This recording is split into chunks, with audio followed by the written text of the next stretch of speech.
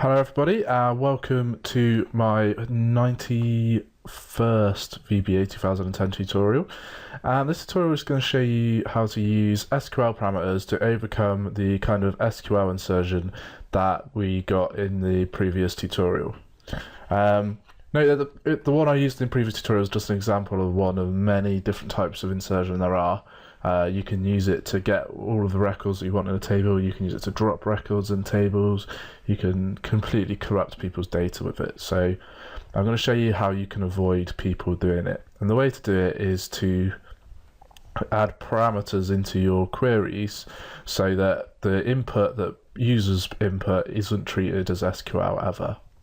So I'm going to take the code that I had before, so just putting in a user ID and then printing out all the information onto our workbook. Let me just clear it off, and then I'm going to just change it. So first of all, I'm going to create a couple more objects. So I'm going to dim a CMD as object, and they're going to be active data objects similarly to the record set and the connection. So I'm just going to put them as objects, and I'm going to put param1 as object, and then let's create these now. So just create the command object.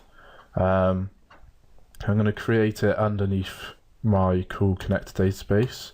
So set cmd equals create object, so same way we do for record sets, and then ADODB dot command close brackets, and we're going to leave our parameter for now because we're going to want to use that later on. Now I'm going to skip to our record set because we're no longer going to want to run this SQL string down here. So I'm going to get rid of those parameters, and I'm just going to pass it the command object, because the command object is going to control what our record set wants to open. So notice how we also get rid of the database connection down here.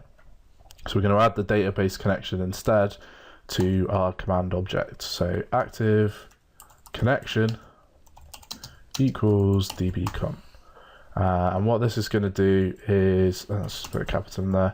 What this is going to do is it's going to link our command object to our global database connection object that we get from our connect database module.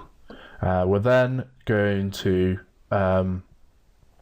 create our SQL string we're going to put it into our command as well. So command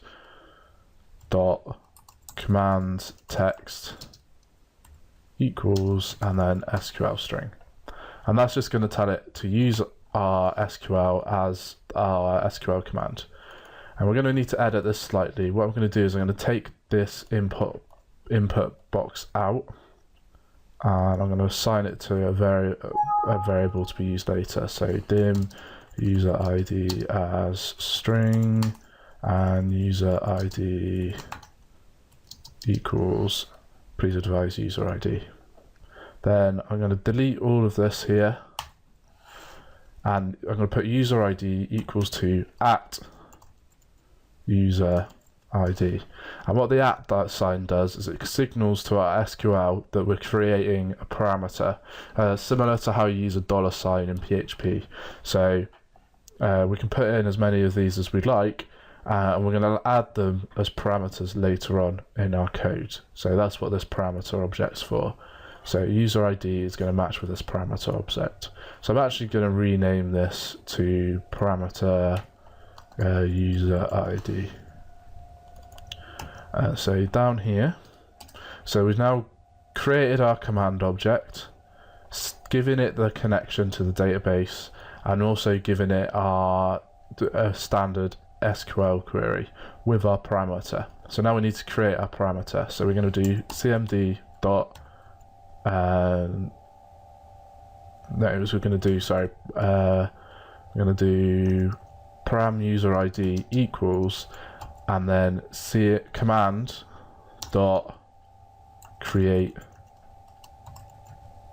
parameter, and then this will let us create our parameter. And to do this, we're just going to put in 5 different fields in or parameters into our function for create parameter. So the first one is the name, so that's got to be the same as what we've used up here, so user ID.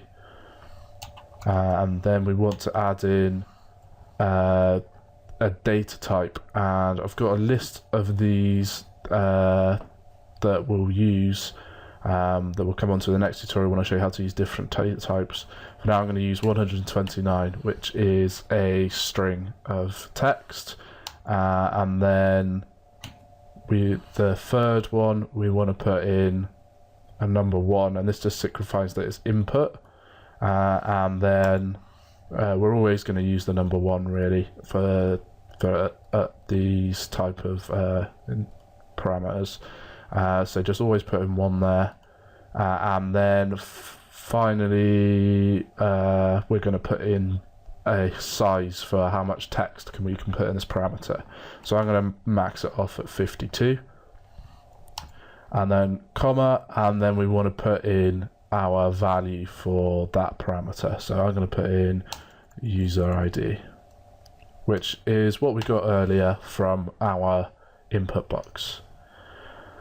So just remember that 129 is a data type string, and I'll provide a list of them in the different data types in a separate module somewhere down here that I haven't done yet. And I'll go over some more data types in the next tutorial other than just strings. We're then going to append this parameter onto our command object. So we just want to do command.parameters.append, and then param user ID. And that's just going to replace our user ID in here with whatever the value is here. But what it's going to do is, rather than treating it as text that's just going into our SQL command, it knows that it's a field, so it's going to insert all of whatever we put in here into that text.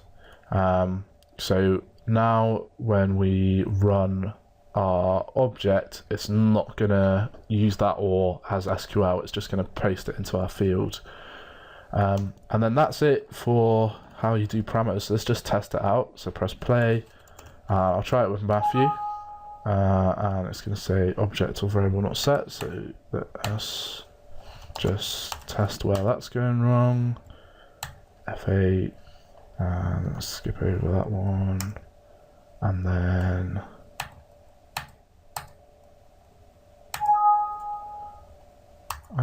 and it doesn't like that, and it's because you need to put a set in there. So play Matthew, play, and now it brings through my user ID. But if I try and put in the same information that I did before, so let's press play and put in our h dash or h equals h, and it's just not going to bring through any data at all, because it's trying to search for actually what I typed rather than treating the or h equals h as a command. So that is how you use your parameters. They're a little bit more complicated but a lot safer to use, and once you get used to them, they're actually really easy to use. So that's going to be it for this tutorial. In the next tutorial, I'm going to show you how you use different data types in your parameters. So thanks for listening, and I hope to catch you soon.